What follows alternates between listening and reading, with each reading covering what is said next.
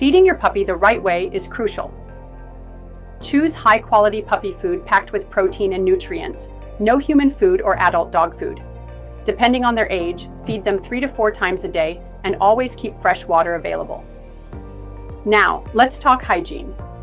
Brush your puppy regularly to avoid tangles, especially if they have fluffy fur.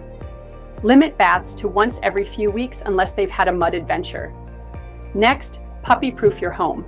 Hide electrical wires and toxic foods, and create a cozy space for them to sleep. Start training early. Around 8 weeks is ideal.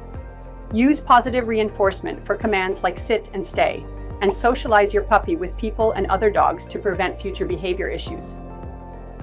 Finally, don't forget healthcare.